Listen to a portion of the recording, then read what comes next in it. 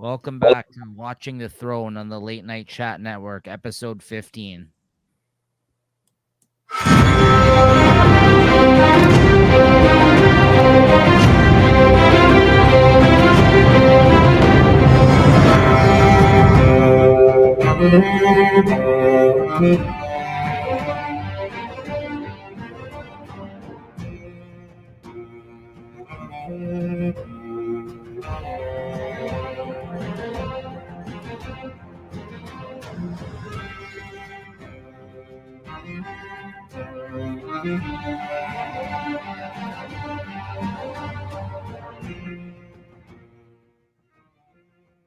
All right. Hey, brother, welcome back.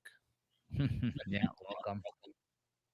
Well, I see you. I see you all the time, so not welcome back, but welcome back to the camera.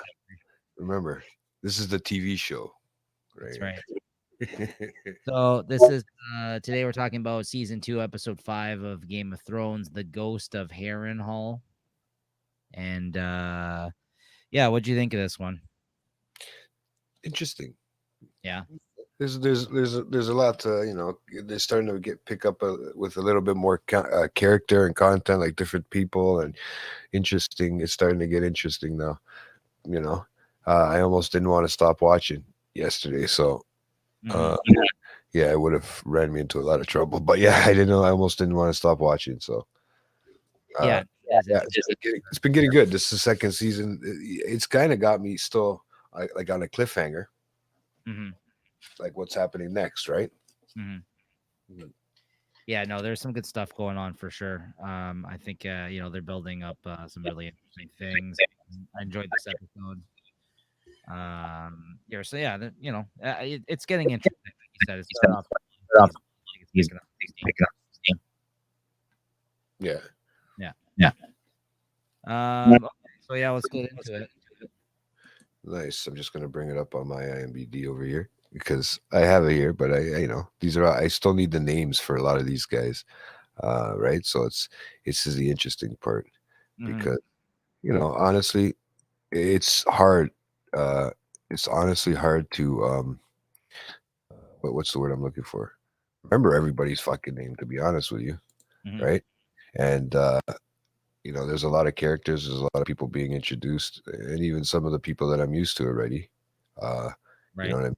Are it's kind of it's I'm getting the hang of it, right? That's all. I mean, let's leave it at that. I'm getting the hang of it. So, um, yeah, I still need the actual, the episode guide to remember who's in the thing, and if we can post some pictures up that I can share with you, you know what I mean? Yeah. Yeah.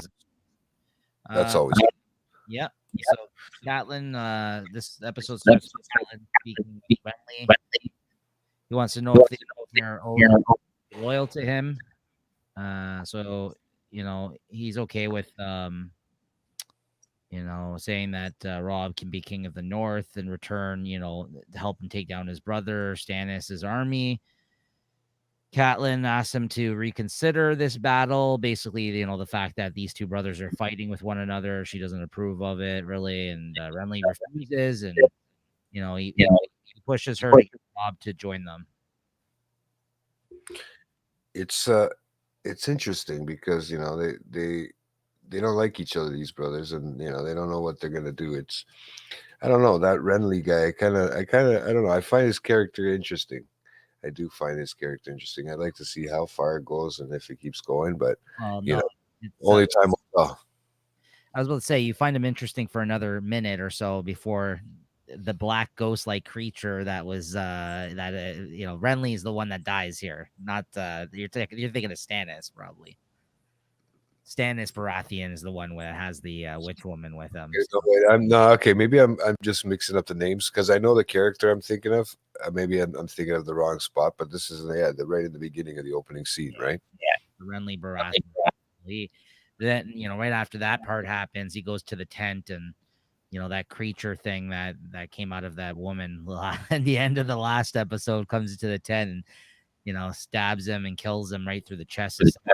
Busts right through his chest, and it appears that Brienne Tarth may have been the one to kill him, as she was the only other one in the tent when this occurs, and close to him, Yeah. and she as a result gets attacked by his guards and defend herself,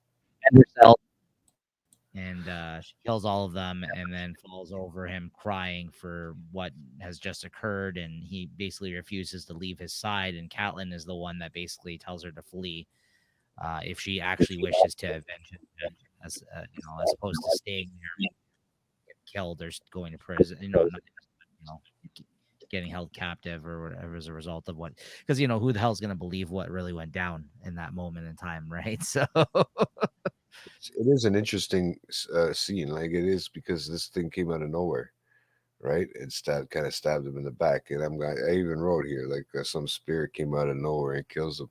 I couldn't remember his name. I thought it was it Stannis? No, it wasn't Stannis. He said it was Renly, right? so the actual um what do you call it? Renly's the one that no, Stannis is his brother. Stannis was the one that sent that woman and that thing after.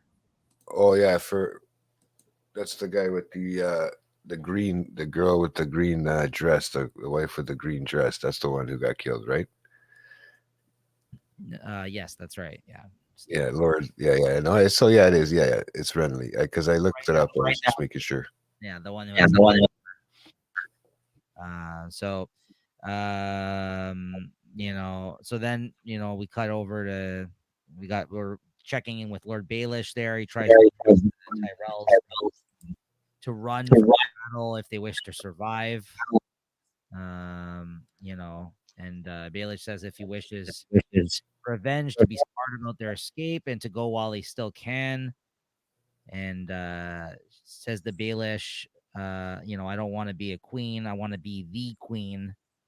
So it looks like there's some sort of an alliance in play, kind of with her and Baelish almost here after their talks, right? I don't know, moving forward, I can't recall, but it seems like she makes it very clear to him if she were to come, if they were to flee here, or if she was to flee from this situation. We're talking about Renly's wife here, the sister, sorry, his sister, not his. Wife. Oh, oh no, sorry, lover that was his her brother. So yeah, so he's telling this to her brother, the gay lover, and her Marjorie Tyrell. Like he basically tells both of them to get the fuck out of there, the Tyrells. Like he basically, because everyone's storming the area now, and yeah, so he's like he tells both of them, like to kind of get the fuck out of there if they wish to, like, and this is when she makes it clear to Baelish that she wants to be the queen, not a queen, because he basically says, do you want to be a queen someday, right? So because obviously she's motivated to do something like that. She was thinking that this whole Renly Baratheon thing, but she picked the wrong horse because Stannis, right? So, uh, yeah, and then, I wrote it even in big letters. The queen, like not a queen, the queen. I So underlined it too. Yeah. trying to see where that goes. I want to see how far that. I want to see how far I can follow that part. So then Tyrion now is we cut to him speaking with Lancel Lannister, who's his cousin, Cersei, that we found Yeah, out. And he's now they're kind of speaking on now after they've made that arrangement of the last episode. He's kind of updating him as to the most recent updates of things that his sister has been up to with the war, and and basically that Stannis will be coming for them. And Tyrion asks what the king specifically has in mind when it comes to siege preparations, like right now, because they know that they're going to be attacked by Stannis now, because he's the one now is coming for the throne. They're not so worried about what's been going on since with Daenerys, ever since Buddy died there. So they're not really was worried about that situation, the Dothraki situation, ever since he died, right?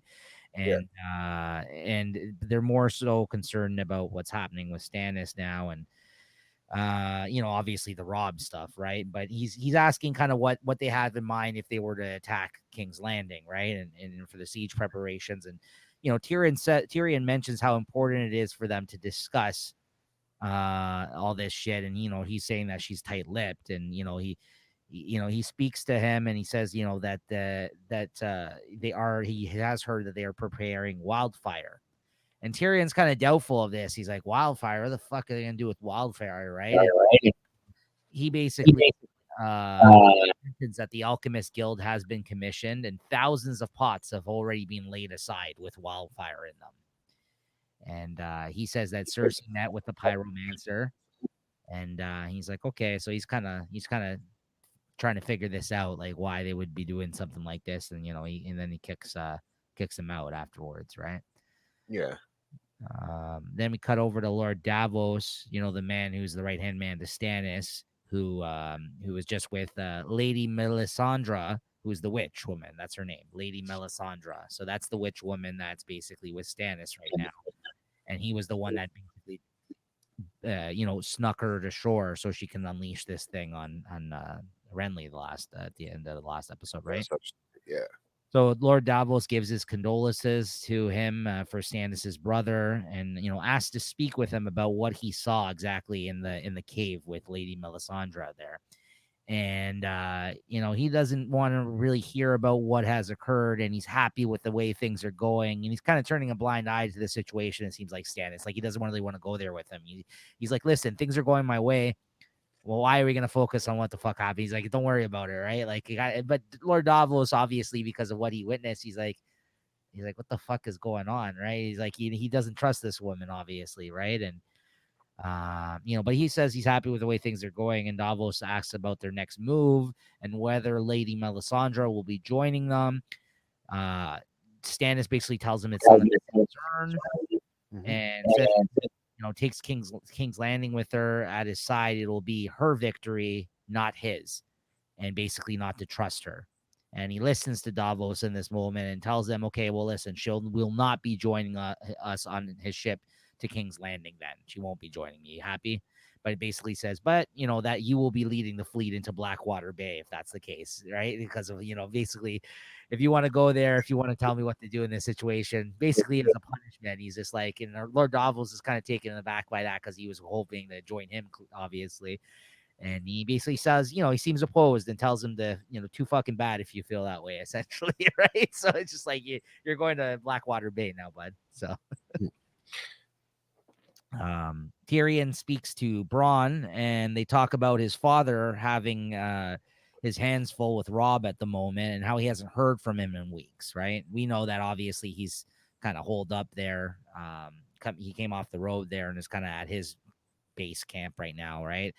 Um, and they witness in this scene. That's a great scene. The common folk basically making fun of them in town, essentially, like the people that live in King's Landing. And he says that Joffrey is a lost cause, but then Tyrion thinks that when they're talking about Demon Monkey, that they're talking about Joffrey. But then Bronn's like, "Oh no, that's you that they're talking about. They call you the Demon Monkey." Right? He's like, "What?" He's like, "What the fuck?" They they start going off about that whole like they really start going off in this scene now, Yeah. right? This Well, is I the mean, one this is where kind of Mark just the is almost start. square, right? Not to jump ahead too far, but yeah, this is just the start of this. As you know, we've watched a couple episodes, guys, kind of in preparation for these recordings. So yeah, this definitely leads somewhere right now. The way that they're pissing off the townspeople at King's Landing, right? And that's what happens in empires, right? If there's an uprising, if you piss off the that live there, so like eventually, that's always the case. You want to treat them well. Yeah. Joffrey doesn't give a shit about these people, right? So then we cut over to Theon there, your boy Theon. He's admiring the ocean and boats, and He's he so greets. excited Yeah, he's so excited now that he's signed on with his family, right? for his one ship, eh? Yeah, well, so he greets his crew as their commander, and no one seems to be listening because no one fucking respects this guy, of course. And he's I kind of starting to feel bad for that guy a little bit. well, I'll be. This is my personal opinion now, but I was told by Leslie that I'm not allowed to have any emotion or feeling for this show, so I'm trying not to. But I can see where it pulled you guys in. it's not that you're not supposed to have emotion, but it's just that it doesn't care because you'll feel that way. Yeah, It'll unforgiving. You'll feel that way about this guy, and then they'll make you hate him, or you might like somebody, and then they'll make you hate him, or they make you I'll bad. kill him. So don't jump ahead too far in your feelings for people is basically what she was trying to say, because the next thing you know, Like this real life, bro. Leave me alone, man. is what happens though. Then the first season, you're like, oh man, this Ned Stark, he's the best. He's the only good guy on this show. Killed, so Yeah. I don't want to say who I really like in this one right now because I'm afraid if I say it, they might not be around the next season. And it's gonna suck. There you go. There you go. Gotta watch out. So yeah, he's sitting there. They're not listening. He basically, raises his voice. Your captain demands you to stop because they're kind of all loading on the boat and they're just like not even paying him any mind. No one listens, No one listens. respects him. And a Oh, man steps up to him that was part of the crew there, and he questions his experience and authority. And his sister then comes up, and she starts making fun of him. He thinks she's there to see him off, essentially, but she's just there to talk shit about how much larger her ships are and how many ships she has, and how like much people respect her, and basically just to rub it in his fucking face. Right? yeah, this is her fleet. No, I Yeah, think go this ahead. is her fleet. I'll share it with you, buddy. Check it Yeah. out. Where am I there? But yeah, this is where the fuck is it? Sorry, No, yeah, no worries. Yes. oh, it's on a different. Go ahead. It's her fleet. Yeah, so Yeah. they've got like one piddly boat, right? Like one pitiful One boat. pitiful 30. But fucking chick. Sorry. No. No worries. boat. And You say yeah, fuck. I do. But she brags about how she has 30 ships and how loyal her crew is. And a man speaks to him and offers to join him. Mentions that his men won't approve him basically until they respect him and that he proves himself. The man that's there, that's kind of trying to give him some sound advice. Kind of, I guess he sees that he's struggling here, right? And yeah, I think he said. I think I wrote down the line too. They said one lord takes him under his wing and on the ship. Oh no, sorry.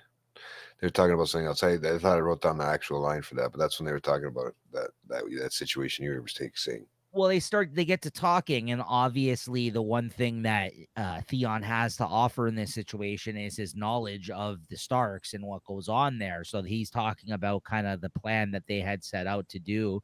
But then he mentions, Torrance Square, and then Theon's appears to have a plan or an idea of what to do next. Like it kind of dawns on him, thinking about who would be there currently, where they can attack. So he's basically going another direction with it entirely because he knows He knows that the other people don't, right? Well, I have a quick question. Yeah. This is where I wrote down to keep a question. Like sometimes I'll do that where I want to follow this thing because I feel like he's almost doing this because he wants to set up his father in a sense. I feel like I don't know where it's going with that, but he's gonna because I mean he was a Stark at one point too, right? Like they took him under his wing, right? Mhm. So I don't know, man. I want to see where that goes, like, because I almost feel like that's what he's trying to do in the sense that he's trying to set up his dad to follow them there, or Yeah. at least bring all the ships, right? Well, he's Well, doing he's doing once his once father, his father. right? Like that's basically why he's going through with this whole thing, right? So, and he's not giving him the time of day. Well, uh, that's good. Yeah. Yeah. So Arya, we cut over to Arya, and she's now prepping food for Tywin because basically, she's the one that's helping him out there. Essentially, is his servant that he's assigned her to be, and he doesn't know as it's actually Arya Stark, right? This is the thing. He was smart enough to know she's a girl, but I mean, you can't really see the resemblance. I guess I don't know. Like, if you've ever seen Arya before, I don't know if he has ever seen her Yeah. physically in the flesh, right? So I don't know. Yeah. Uh, Arya's food for him, basically eavesdropping on them discussing Rob and the war as a result.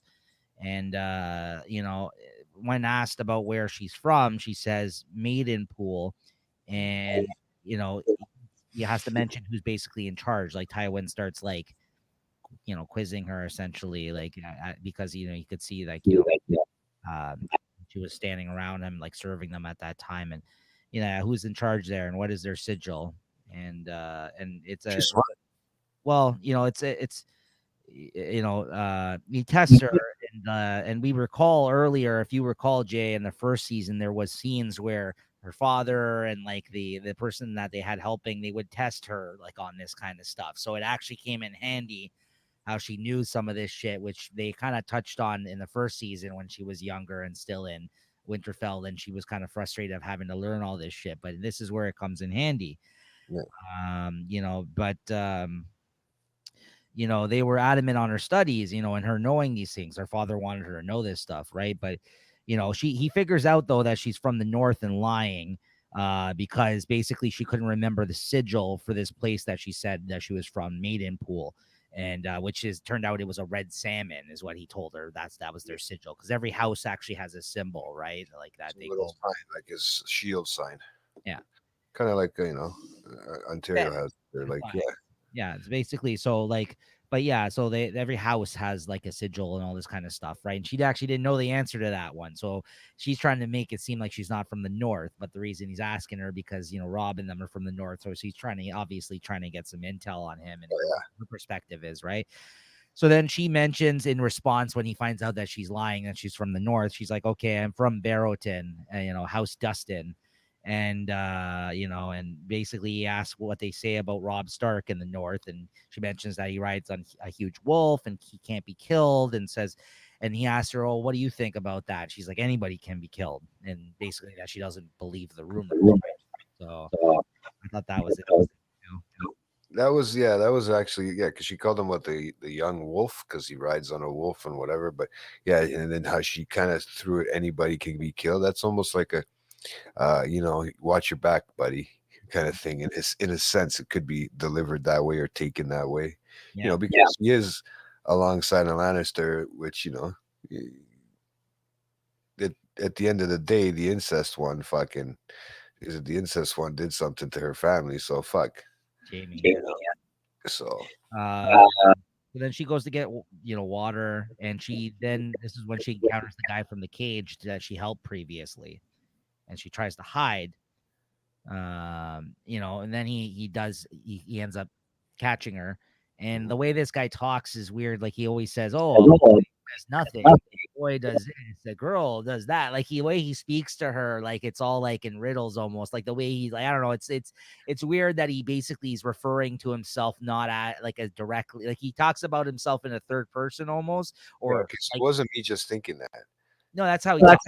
Yeah, Yeah. because I was thinking I was just listening to it wrong in a sense, like, Well, you'll learn more about that guy as time goes on, why he's kind of like that. But basically, she basically says that, she regrets helping him because she finds out that he's now working for the Lannisters essentially, after and he's kind of posing now as somebody who works for them after he got free from that situation, or maybe he got put to work as one of their guards after Tywin showed up and put everybody to work, right? That's probably what happened there. But he basically, he in response to the fact that she saved him, he then asked her to speak three names, and the men will die, basically, and the man will do the rest. He says, he's like, speak three names and that man will do the rest, speaking about himself, right?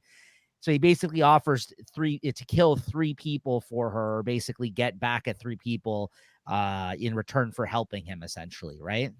is he calling? Was it his name the Tipper or something like that? The I don't know, Tipper. did you have a picture of him? I don't know what he refers to himself as here, but Oh, here, I just want to double check on the I have a actual. picture. I don't actually have the picture in I'll bring front it of up. me because he was probably on the previous episodes, but I want to see if that was his name. I think they called him the Tipper at that, or the Tickler. Sorry, the Tickler. Anthony Morris. What the kind of picture, bro? The Tickler. Who did he play? Yeah, he looks like. Look at that picture. He's got the Joker mask on. What is that, bro? On his IMDb page. What am I Uh, not? so he's known as the Faceless Man, or the Man of Many Faces. I don't think he's been referred to as such so far, but that is what he is. So Okay, it's they call him the Tickler here. It's that Morris guy, right? who? Yeah, it's the Tickler. It's that Morris guy, right? I don't know. Morris. His name, you just Anthony Morris is his actual Oh, name. I don't know the actor's name. No, I don't have that up. Yeah, no, I just was looking at it right now, just trying to see if because Okay. he's got this. It looks like that's who it is. Yeah, So because after I that read. happens, we cut over to Jon Snow. Mhm. Lord Commander, talk to him while the night continue to walk through the snow. Yeah. John suspects that there are wildlings nearby. Sam mentions if they blow the horn because they hear a horn blow in the background. Once is for rangers returning, two is for wildlings, and three is for White Walkers. And they're like, "How the fuck do you know that three is for White Walkers?" And they're like, "Oh, I know. You read it in a book, right?" Like basically, all the boys are like, because there hasn't been White Walkers, but that is something that they set in place, obviously, in a time where there was, or that there supposedly was. So that's their kind of like their horn to alarm people of incoming dangers, right? But one means Rangers, two, which is their boys, two is Kind of like their SOS thing. basically, and three is White Walkers. But they only hear one horn essentially in this moment. Like they're waiting for a second one, and they're worried because then they think if there is, then that means wildlings are coming for them, right? So Mhm. uh, then we cut back to Tyrion over in King's Landing. This is a scene now where he ends up meeting with the pyromancer about the wildfire. Well, that shit's now. This is where it gets interesting. How we Yeah. learn about it. This is pretty So cool. Pyromancer, as he's talking to him, he said, mentions after that dragons were gone, wildfire was the Targaryens' fire in response back in the day because when the dragons were gone, they didn't really have any other way to retaliate, so they figured they would start using wildfire to kind of create some sort of like flames and Yeah, right like basically look like Mazel Tov cocktails there. Molotov. Awesome. Molotov. Mazel Tov. I keep saying that, dude. Sorry, man. I say that everywhere I go, huh? Mazel tov. That's what Jewish people fucking say, you loser. Mazel tov cocktails. Wait till I tell the group about this JTism. Hold on, I gotta text. I gotta text you. I've been saying that all my life, okay? And Mazel tov cocktails. it just keeps popping for some reason into my head. That's the first thing that pops into my head. So it kind I'm messaging Julie right now. For anybody who doesn't know, on the late night chat of tonight, throws me off. we have a whole list of JTisms, fuck ups, things that he's trying to say here. I've been waiting for it, man. I've been waiting for the honestly for this JTism thing, right? Oh, it's gonna happen. Oh, I know it's gonna happen. I can't fucking wait, bro. It's gonna be something everybody's gonna get a good chance to laugh at. But honestly, um, yeah, that it was a kind of a smart idea if you think about it. Back in the times when they literally had to think of different ways, and I think of it like this. Okay, they could still trick people as Targaryen. I'm trying to think like a Targaryen now, like because my hair is getting white. Yeah. So I'm trying to think like that. So what I'm saying is that these people, uh, made it still seem like they had dragons. I feel by throwing the fire from a distance. You get what I'm saying? Right. I Makes just kind of a little bit of sense. cocktails still. I can't get over that one. Well, fuck off, okay? That was for the viewers, okay? Sure. All my Jewish viewers out there, they know which ones I'm talking about. Shalom. All right. So he mentions that the dragons, basically, they would put it on catapults and fling it. All right. That's like you just said, right? Braun doubts the use of this during a battle. Basically, says an army in army in numbers basically is more valuable in wars than this fucking wildfire shit, right? And um, you know, but they basically find out they've stored 8,000 bottles of it beneath the fucking city as he goes into the cellar, and he just sees, like, as far as the eye can see, sees these fucking bottles of wildfire on these these casket, like these shelves going Yeah, all the way crazy. down the cellar. And Tyrion then turns to him and says, like, listen, you'll be making this for me from now on, not my sister. Yeah, he's a fight. Like you can see the fucking wheels are going in his head, right? And I was tripping out on that part. I was like, "Fuck, man, this guy is a secret potion, man." I'm thinking, "What is that?" And then, it's a Molotov cocktail, Mazel basically. tov. Coffee. Daenerys, we cut to her. She's training the baby dragon. Someone sends her a dress. What's his name? That Zaro, the wealthiest man in Quarth, the black man who basically invited her in previously. And I actually just learned, Jay. You know who that guy is? Maybe we should bring up his picture if we can. If you have a picture, Yeah, maybe. I've seen him. Do you know Yeah. who he is, Jay? That I just found out. Okay, wait. I know I've seen him in other shows, TV shows. Hold on, I'm not 100% You're gonna sure. look up his IMDb now, though. Don't do that. I'll tell He you. is. I'm just gonna see that. Yeah, Alonzo, Nazo Enzo, right? Yeah. Enzo. I don't know what the hell is that means. He's the African guy. I know who it is. You know where he's Yeah, that's where it was from. I knew I seen him somewhere. you Now looked it that up? IMBD, yeah, all of a sudden the first thing that comes through is a fucking kid with antlers. Sweet Tooth. He's got Nice. he's like Gus is the guy with antlers. See, now you made me think of him, but yeah, he's the guy that's with him in that. In that. Weird, eh? Yeah, I mean it's pretty cool. Her friend or worker seemed jealous of her. Basically, the woman that's kind of like with her because the fact that she's getting these dresses and all this attention and all this stuff, and then she then goes and hobnobs with the people of Quarth at an event, essentially town square, it seems like, and she shares that the Dothraki. Sorry. She All the shares the gold. Dothraki plotting to steal gold items from the city. Like they're basically sitting there trying to like figure out how to kind of steal all this shit from the city. I watched the guy. The best part was like when the guy poured out whatever a wine they gave him in that chalice, and he fucking just poured it out and then kept the chalice. Right. It's like a bunch of gypsies going around. You know what I mean? That's what I felt like watching. So then this is an interesting part. A warlock introduces himself to Daenerys. Yeah, this was different. Yeah, He kind of plays some trickery where he appears more than once. Like he's in one spot and then he appears in another spot. And she's like, "What the fuck is going on?" This is like some creepy looking guy, right? And he offers her an invite to the house of the Undying. Okay, yeah, so the warlock is like a male witch, essentially, like a sorcerer, essentially, Jay, and yeah. very creepy. I wrote here, very creepy. Well, it was interesting too. Like I said, what he did was kind of interesting, right? So And then his name is Payat Pre.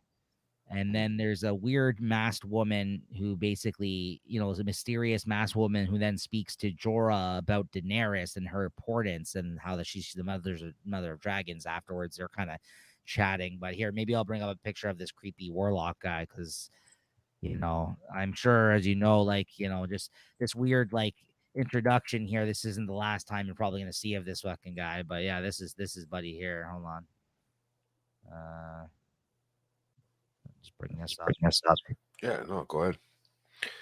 I, it's the last. No, That's him that's there. the last appearance. Yeah, it probably can't be the last appearance. I feel like he's got to be on here more. So yeah. Then we go back to Catelyn and they're and Brienne. They're making their way through the woods. Yeah, Brienne and Tarth, and they get to know each other a little bit about their past. And Catelyn mentions going back to Winterfell, and Brienne, because now she's on the run, she kind of mentions that she wants to get revenge by killing Stannis as a result of what occurred. And Brienne then swears to protect Catelyn. Their enemies are now the same, despite not knowing Rob. She says, I trust you, and kind of like, now that they've gotten to know each other, and she basically offers her a place at their table.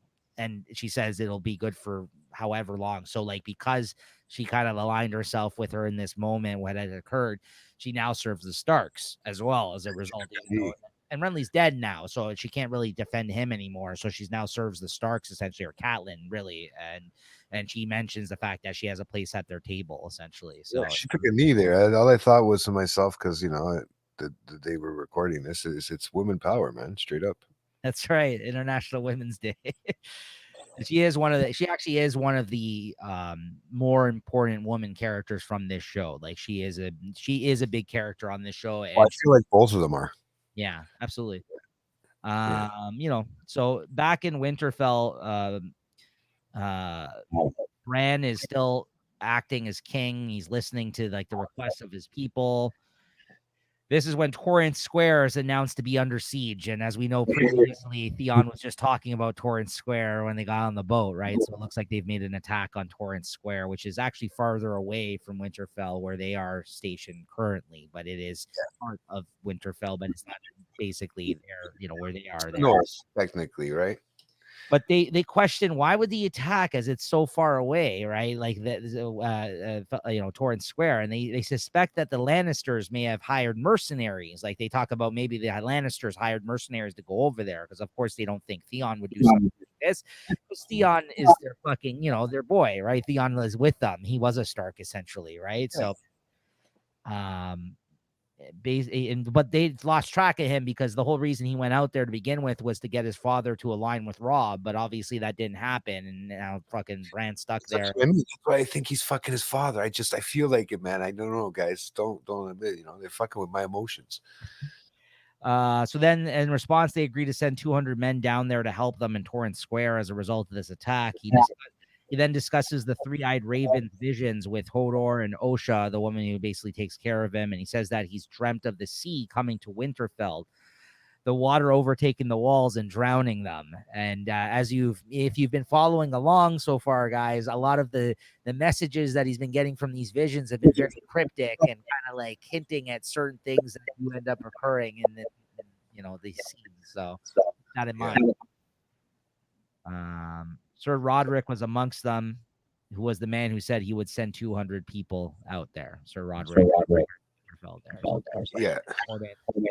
And on screen here because he's somebody that we're touch base with later on as well. So let me see this. Yeah. I'll put it up here.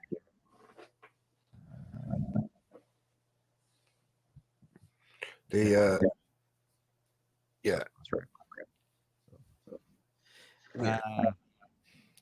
And then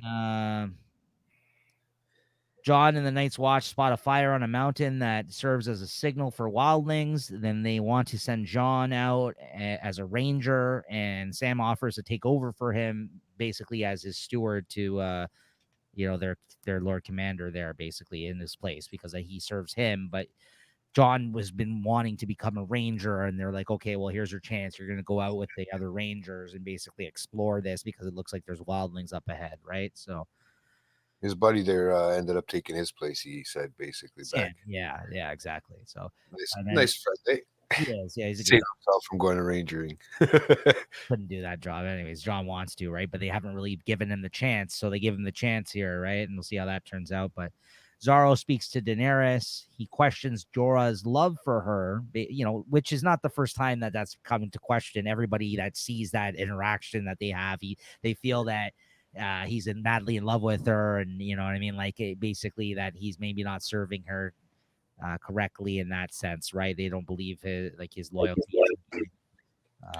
Yeah, I was questioning that too. He's kind of he's suspicious. I mean, she does have dragons, right? So Not only that, Jorah has already been like the whole reason he's with her, aligning herself with them, is because Stark basically kicked him out of Winterfell. Like he was already banned essentially, like you know what I mean, like exiled from Winterfell. Like because he was a person who traded people. He was a fucking right. He traded fucking people, like a trader, right? Like which is fucked up, right? Slavery essentially, right? So like it's yeah, I was gonna say.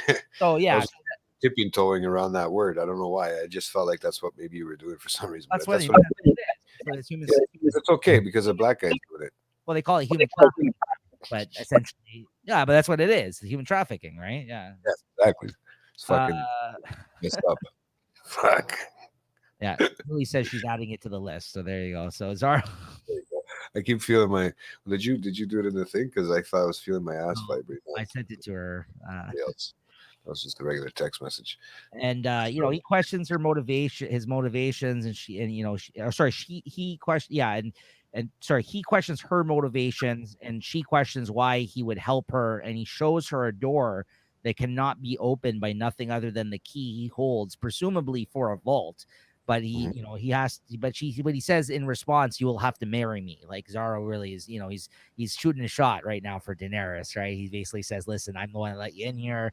I got all this money, like I'm successful here, and I'll give you what's in this vault if you marry me," essentially, right? And basically, he's just questioning whether or not she's actually for real about wanting to go for King's Landing and do what she wants to do right now, right? Everyone's kind of just feeling her out right now, right? So, he tells her that Rob Baratheon is dead, which is apparently news to her at this point. She doesn't know this, like, still, which is weird because they felt like Rob died a while ago, but I guess word hasn't traveled them because they're literally they've been in the desert, right? So like, This is where people could be messing with. Yeah, this could be where hasn't got to them, but this is where people could be pissed off about like timeline jumping, and it gets a little crazy and confusing, right? yeah, well, it's just hard to keep track of, like, also like it's not distance. like you could pick up the phone and be like, "Hey, did you hear about that?" You know what I mean, You right? know, hope the bird goes the straight line there. You know what I mean? That they send. So if it doesn't, you got to wait an extra day.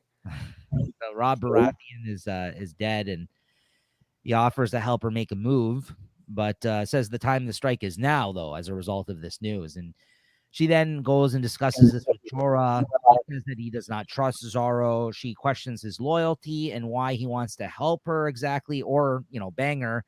And basically says, well, listen. And then there's like a weird, like awkward moment between the two of them, right? Because he clearly does seem like he fucking loves her, but he basically says, to make their own way through the allies. Don't depend on this other guy. Like he basically professes his love for her though, as a result of this whole discussion. And yeah, things get very awkward. But he basically says like we should go about this a different way. He doesn't agree with like them joining up with this other dude, right? Because she thinks that she has to build trust and actually build up her allies as by doing what she's been doing, right?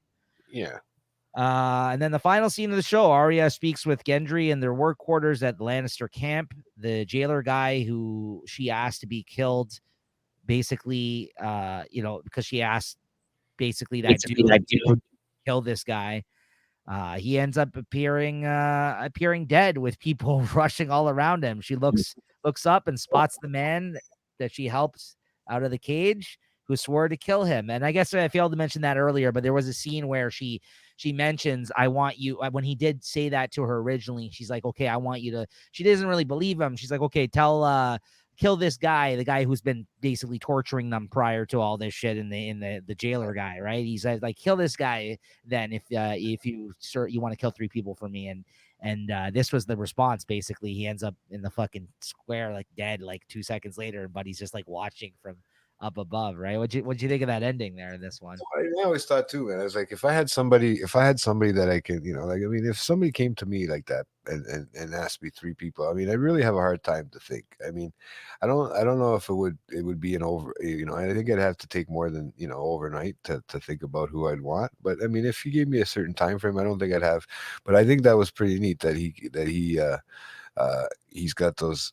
He that he's doing that for her. So like giving her three of them. So there's at least one that he's apparently going to give her three. So hopefully we get to see more.